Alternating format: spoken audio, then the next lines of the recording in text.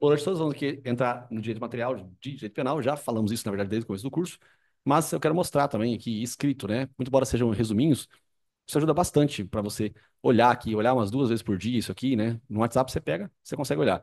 Aqui também você consegue olhar também, né? Então, olha só, é, regras, né, que nós vamos responder, né, em resposta à acusação, em alegações finais, apelação, revisão criminal, recurso em sentido estrito, a peça que seja ela qual for, né, salvo queixa-crime se acusa, você não defende, salvo queixa-crime, você vai usar isso aqui, né? Por exemplo, aqui tem sobre a lei penal no tempo. Uma das teses legais que existe é a data, né? Você tem crimes ali que nasceram em 2019, né? Crimes ou qualificadoras que nasceram em 2019, 2022.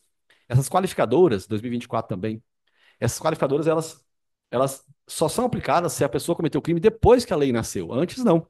Então, o cara cometeu o crime lá, matou a mulher em 2014. É feminicídio? Não é. Porque o feminicídio nasceu em 2015, tá? Então, essa qualificadora de matar mulher pelas condições do sexo feminino nasceu em 2015, não em 2014. Então, você pede para afastar a qualificadora por conta de que a lei penal ela é aplicada na data da ação, né? Artigo 4º do Código Penal, tá? Aqui, lei posterior de modo diverso.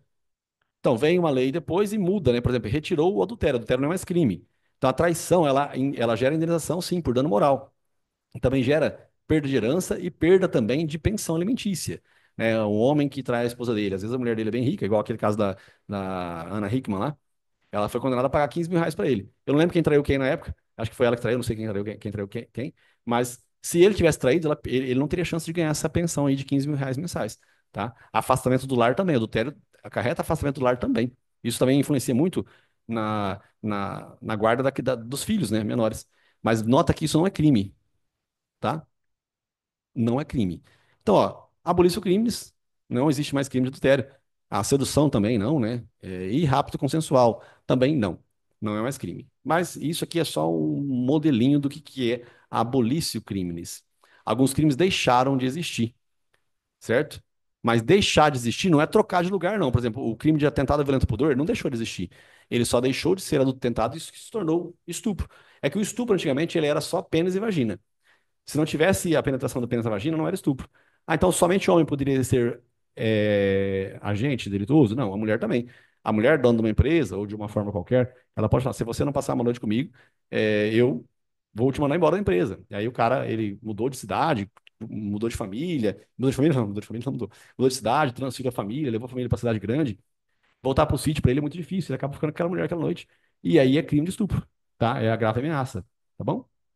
Bom, enfim, nota que antigamente era estupro somente pênis e vagina. Hoje não, hoje qualquer outro tipo de ato libidinoso, diverso dessa condição carnal, continua sendo estupro. Tá? Só continuou em outro lugar, olha só. A abolição crimes, ela difere da quantidade fática normativa. O atentado do pudor, por exemplo, ele deixou de ser atentado e se tornou estupro. Bom, aqui também a abolição crimes, ela cessa os efeitos penais. O que que é isso? O efeito penal é, inclusive, a reincidência. Às vezes você vai sair da cadeia, mas eles vão levar em consideração que ainda você é um cara reincidente. Abolição crimes não, que se você teve uma situação que cometeu um crime no passado e agora não é mais crime, você não vai ser nem reincidente, tá bom? Cessam os efeitos penais, inclusive para efeitos de primeridade, tá? Mas não cíveis. Beleza, os cíveis, beleza, né? A indenização continua existindo. E é caso de extinção da punibilidade do artigo 107 do Código Penal. Nós tivemos uma aula só do 107, né? Do Código Penal, que é a extinção da punibilidade, mas que eu já falei de novo no curso, estou falando, inclusive, ontem, né, a decadência na queixa-crime, ela foi caso, né, de quê? De extinção da punibilidade. Se você entender, se a pessoa não fizer a queixa em 6 meses, vai ser extinta a punibilidade. Novatio legis in melius, né? O que que é isso aqui? É melhorar a situação do cara. Aqui eu coloquei, né, retroage e eu coloquei roubo papagaiado. O que que é isso aqui? É que é uma longa história do crime de roubo. É, o crime de roubo, antes de 2018, ele tinha aumento de pena se você roubasse com arma branca, que é uma faca, por exemplo. E era caso de aumento de pena. Beleza. Em 2018 veio uma reforma e piorou o aumento de pena no caso de arma de fogo, mas eles colocaram arma de fogo, a expressão arma de fogo ficou, mas a expressão arma não ficou. Como a arma não ficou, excluiu o gênero. O gênero que é arma, arma de fogo, arma branca. E aí todo mundo que tinha cometido crime com emprego de arma branca pôde ter feito, não teve a possibilidade de fazer uma revisão criminal para poder pedir na justiça o afastamento da aumento de pena pela faca, né? Então, essa norma ela foi mais benéfica. Aí o legislador viu o erro e ele acabou depois trazendo de novo em 2019, né? Mas, então, você nota que até o aumento de pena, ele é retirado no caso dessa nova lei. Novato leis incriminadora, né? Piorar a coisa, não retroage, né? Então, enfim, um crime qualquer, esse crime do Código Penal aqui, 216, o nascimento dele é quando foi? Vamos ver.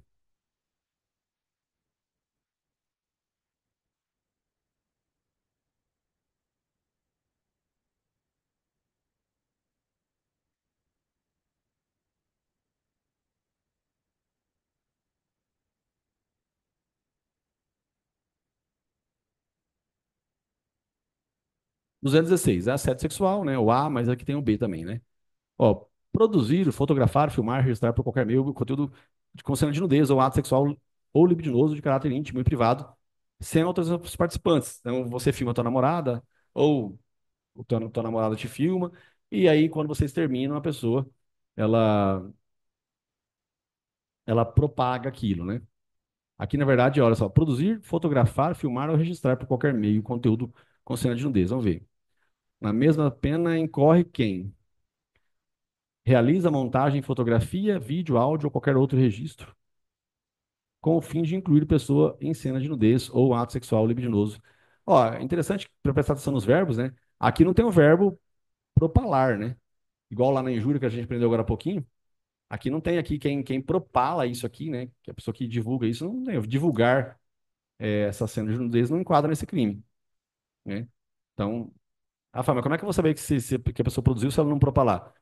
Então, então, se você pegou o HD externo de alguém que tinha produzido, fotografado, filmado, registrado, e você divulga isso, você não cometeu esse crime aqui, porque você não gravou, certo?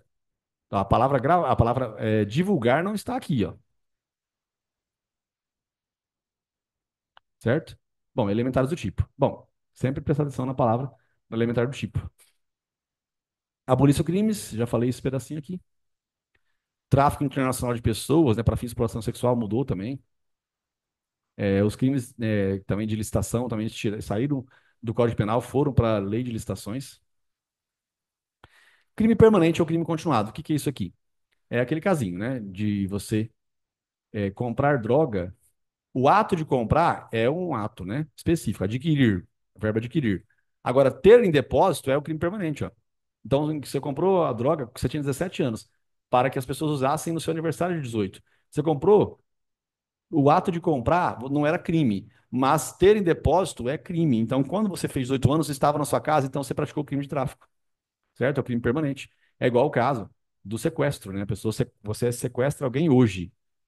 Todos os dias que a pessoa está sequestrada, ela está com a sua liberdade de locomoção restringida. Então, você está praticando todo dia esse tipo penal em si. É um crime permanente, tá? Então, nesses casos aqui, é que eu estava falando sobre a lei nova vir piorar, né? Então, olha só, se uma lei nova vier piorar a pena de um crime específico, que é um crime permanente, ela vai alcançar você. Então, hoje você sequestrou um cara, a pena era de 10 anos. Enquanto a pessoa está sequestrada, a pena muda, vira 15 anos. No ato que você pegou a pessoa, era 10. Mas enquanto a pessoa está com você, você está cometendo um crime. Então, você vai responder, né, com a pena maior, tá? Então, o crime permanente é isso. E o crime continuado. O que é crime continuado? O crime continuado é um ato que você vai fazendo todos os dias, né? Então você pega R$ 50 hoje no caixa do mercado, amanhã também, você vai pegando todo dia, uma vez. Então, assim, você começou a furtar o mercado no mês retrasado. Ninguém percebeu, cada 2 dias você pega um pouco de dinheiro do caixa. E aí você começou no mês retrasado, lá em novembro. Aí no mês de janeiro, em 15 de janeiro, a pena foi mudada. Ficou pior. Você vai ficar com a pena pior ou com a pena melhor? Com a pena pior. Porque enquanto você está furtando, é a continuidade fática normativa. Desculpa, é a continuidade do crime. Tá? Então, você vai responder com a pena pior. Aí, gente, isso aqui é o que você tem que aprender. Aprendeu? Ei, beleza. Bastaria eu parar aqui. Na primeira fase eu paro aqui de explicar. Aí mais para frente eu explico de novo, né? Para não esquecer a regra. A regra é essa. Só que o pega da questão é Você foi sequestrado, né? Você sequestrou uma pessoa. Como eu disse, o mês de novembro, olha só. Em novembro você sequestrou. Novembro de 2024. A pena é de 10 anos. Aí, em fevereiro de 2025, a pena se tornou em 15. E as pessoas descobrem onde está a vítima aqui em março, ó. Em março de 2025. Aí a pergunta que é feita: qual pena será aplicada? A mais benéfica? Responda, a mais benéfica que aplica? Aquela negócio de decorar, aplica-se a pena mais benéfica. É a mais benéfica ou a pior? É a mais benéfica ou a pior, gente? É a pior. Por quê? Porque a pessoa estava sequestrada ainda, né? Se a pessoa ainda estava sequestrada, você responde pela pena pior. Tá bom? Beleza. Simples e fácil. Agora, imagina que em novembro, né, a pessoa foi sequestrada. Apenas 10 anos. Aí, acontece. A pessoa foi solta aqui, é um crime permanente. Ela foi solta em janeiro de 2024, 2025. Aí a lei muda, né, em março de 2025. É claro que vai ser a mais benéfica. Por quê? Porque, muito embora seja um crime permanente, cessou a permanência do crime antes da pena ficar pior, tá? Espero que tenha sido claro. Olha só, a vítima é salva no dia 10 de março e surge uma nova lei pior em 13 de março. Aqui é o contrário ao que está escrito nessa primeira etapa aqui. Bom, lei temporária, é o prazo com início e término já previsto. E aí, todas essas teses aqui, não sei qual que é o teu nível de concentração aí agora. O que acontece? Acertar coisas fáceis na prova te ajuda a ter confiança para continuar fazendo a prova com questões difíceis. Errar as coisas fáceis te prejudica muito, tá? Porque uma que dificilmente você vai passar se errar as fáceis. E a outra que, enfim, é uma judiação você perder uma prova por causa de teses fáceis, tá? Igual hoje, um aluno mandou uma questão no grupo, estava conversando aqui antes de gravar, né? E aí ele mandou no grupo lá, e aí aquele caso do roubo com arma de fogo, né? É uma tese legal que a gente vai ver aqui agora, mas a situação é das circunstâncias objetivas do crime, né? A arma, por ser uma circunstância objetiva, ela vai prejudicar ambos os caras. Só que também, se a arma ela não tinha potencialidade lesiva, eu tenho que retirar o aumento de pena pela arma de fogo. Então, os dois vão se beneficiar. Só estou comentando isso por quê? Porque entre a letra A e a letra B, existe uma diferença. Na letra A, está perguntando o que acontece de direito material, né? Direito material. E na letra B, o que acontece de direito processual. Tem que dividir essas respostas também. Mas nós vamos chegar lá.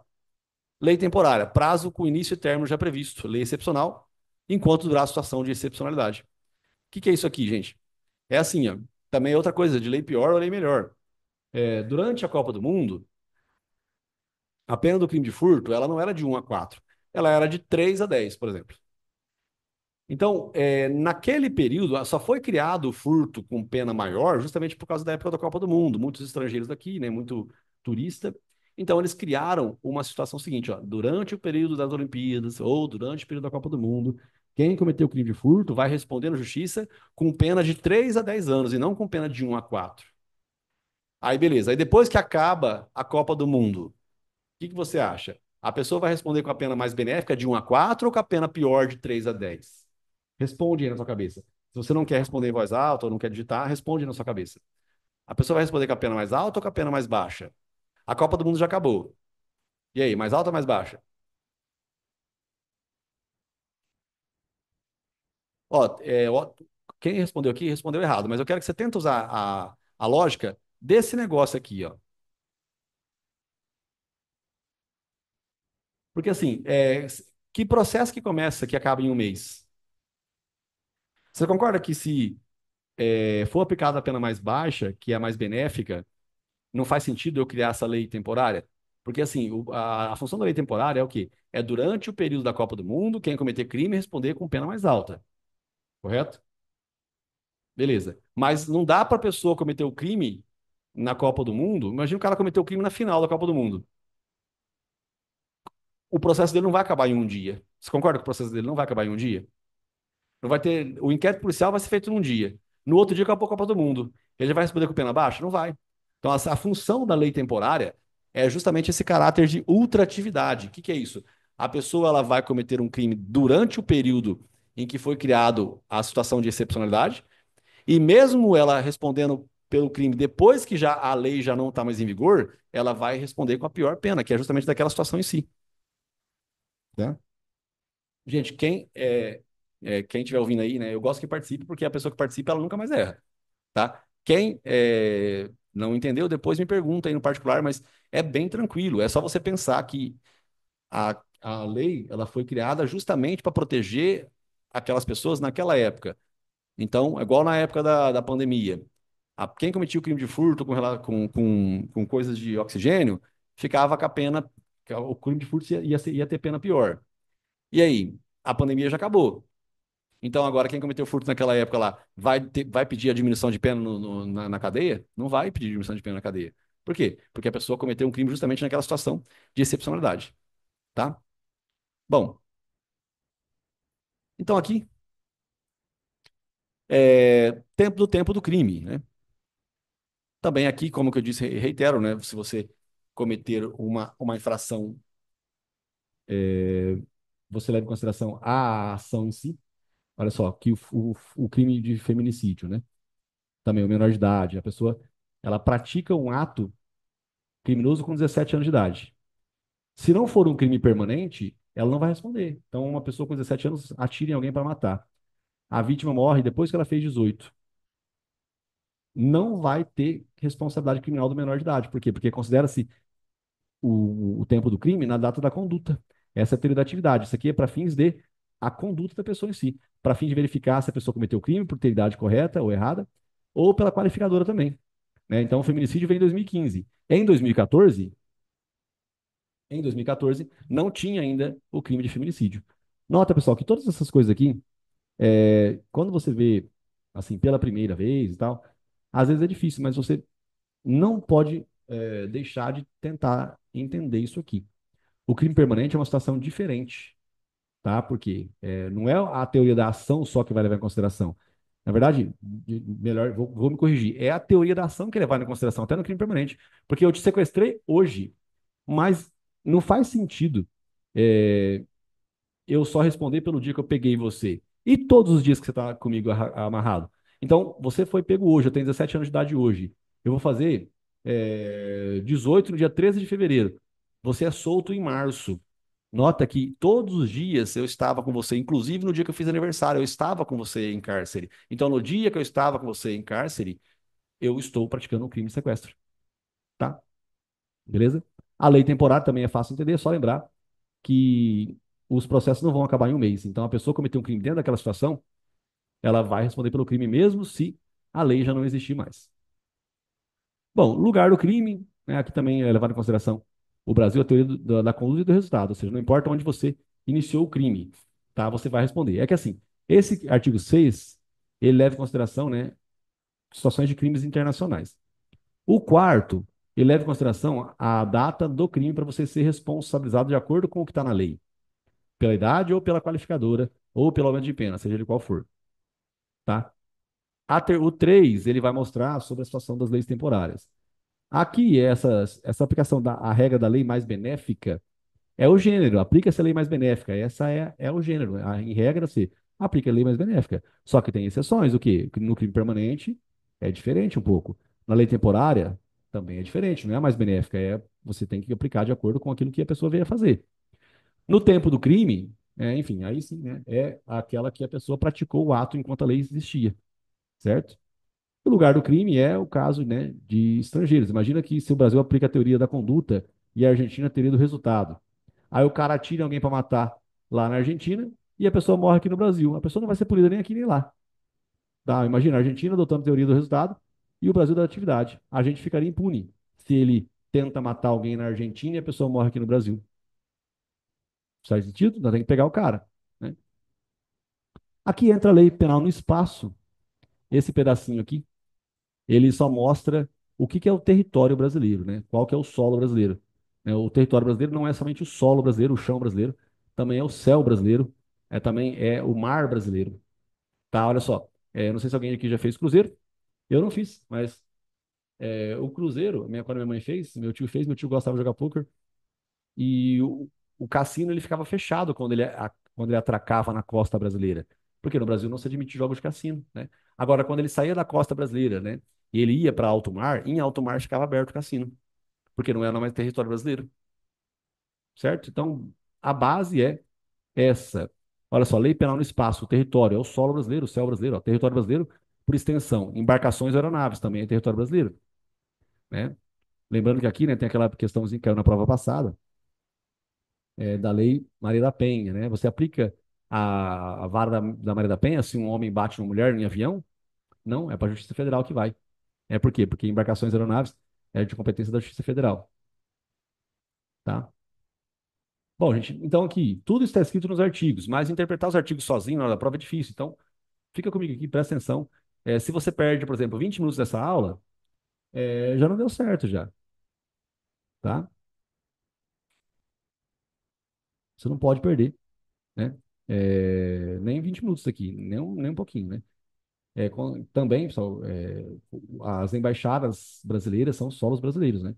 Mas assim, aqui tem um critério do território brasileiro. Esse é o critério da territorialidade. Mas às vezes, um crime mesmo acontecendo lá fora, ele é punido aqui no Brasil também. O Robinho, por exemplo, Daniel Alves, né? Os caras que cometeram crimes contra a dignidade sexual lá fora do Brasil vão ser punidos aqui dentro do Brasil também. Tá? Por quê? Porque eles voltaram para o Brasil tem um tratado, né, de reciprocidade, então eles vão responder aqui no Brasil. Rafael, no direito internacional não existe esse tratado. Aqui não interessa. O que interessa é para você entender. No caso do Robinho e do Daniel Alves, então existe um tratado de reciprocidade entre Brasil e a Espanha. Então, acontece, a pessoa, ela está aqui no Brasil, ela não está foragida, ela tem, o Brasil, né, o Estado brasileiro tem que respeitar a regra que ele fez com o Estado da Espanha. E aí, consequentemente, o cara não vai ser punido lá, mas vai ser punido aqui. Ele veio se refugiar aqui no Brasil, vai ser punido aqui, tá? Mesmo que o crime tenha ocorrido lá. Mas depois a gente lê o artigo 7º, estou no artigo 5º aqui. O artigo 5º, ele mostra o território brasileiro. O que é território brasileiro? Aeronave, né, as 200 milhas náuticas também ali da costa brasileira, tá? Então, isso aqui tudo é território brasileiro. Bom, aí aqui também, discussão sobre roubo ter ocorrido em Caixa Econômica Federal ou Banco do Brasil, né, que é empresa pública ou sociedade de economia mista. É, não precisa decorar isso, está escrito na prova. A prova não, né? Na lei, mas eu vou mandar isso aqui, né?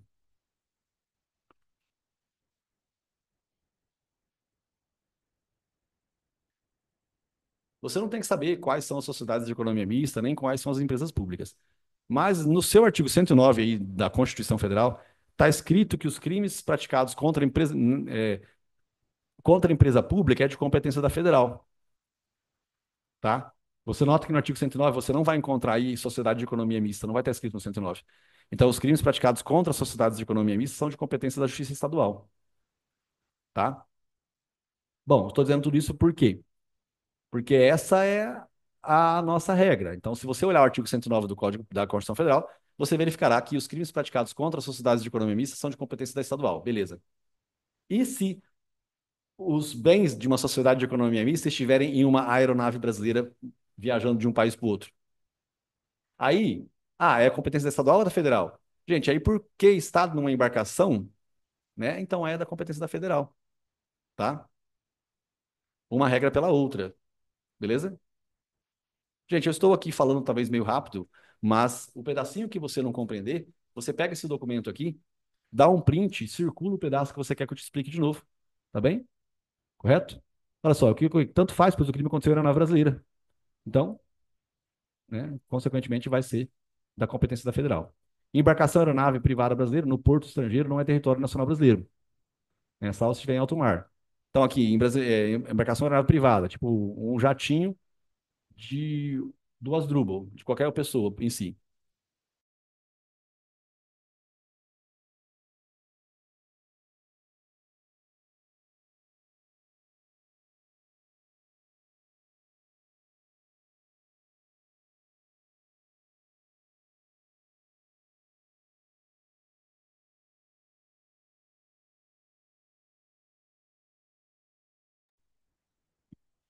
Bom, de novo, reiterando aqui, né?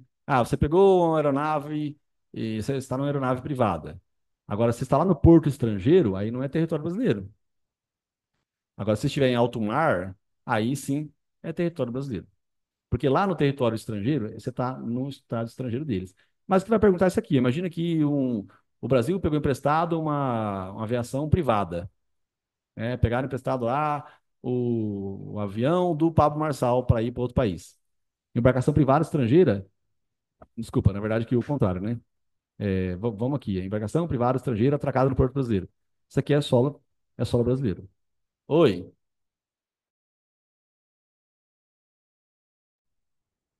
Bom, gente, que eu estou confundindo porque as coisinhas aqui, né? Porque, porque a minha mãe me chamou, aí eu me confundi aqui. Mas tá tranquilo, não tem problema não. Tá de boa, tá bem. Mas vamos devagar. Embarcação privada atracada em solo em Porto Brasileiro é território brasileiro, tá? Então, por isso que eu falei, ó, onde eu quero jogar pôquer? Aí foi o que eu falei. O navio brasileiro, o navio, quando ele está atracado na costa brasileira, fica fechado a sala de jogos, né? Que é o cassino, tá bom? Fica fechado o cassino. Só que aqui o exemplo pôquer foi errado, porque na época, é que na verdade o pôquer hoje é legalizado no Brasil, né? Você pode jogar pôquer, não tem problema nenhum.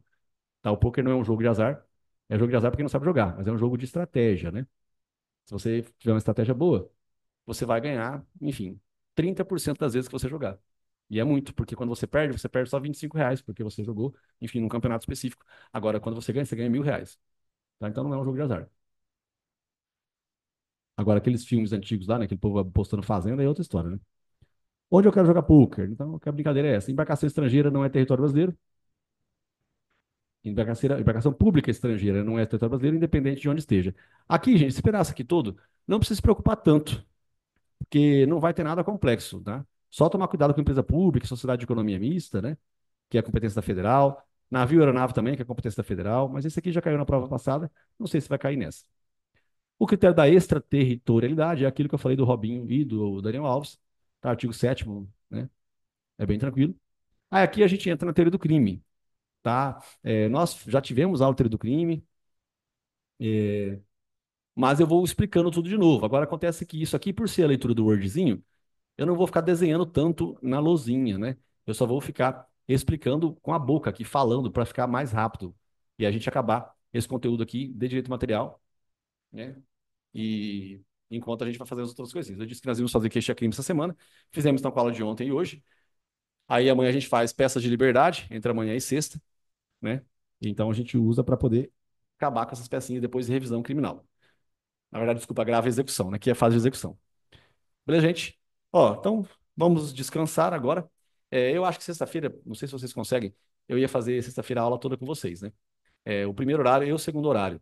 Por quê? Porque eu falei que eu ia dar aula de sábado, mas sábado eu vou ter que ir para o sítio. E aí, enfim, a gente pega e tem aula na sexta mesmo, os dois horários, que o pessoal de trabalho não tem problema, porque eles tiveram aquela aula na segunda-feira, né? Eles tiveram aquela aula na segunda-feira, então eles não vão perder muita coisa. E eu vou dar um simulado para eles, né? Aí vocês, o simulado, em vez de fazer na sexta, vocês fazem o simulado no sábado. Não muda nada, tá? Eu sempre faço um simuladinho surpresa nos últimos dias do curso, né? Mas você faz no sábado, não vai mudar nada, tá bom, gente? Então vamos que vamos, vou mandar esse documento agora para vocês, agora, agora, agora. Aí vocês leem o pedaço que eu expliquei agora para tentar sedimentar. Não deixe para ler daqui um mês, não. Né? Então leia o mais rápido possível, porque as revisões são boas, porque enquanto mais rápido você faz a revisão, melhor é. Tá? Se você demora para fazer a revisão, aí você esquece o que está escrito, você não lembra o exemplo que o professor deu em sala de aula, tá bom? Gente, beijo do Magro, foco, força e fé, fala depois de muito estudo e tamo junto. Até mais.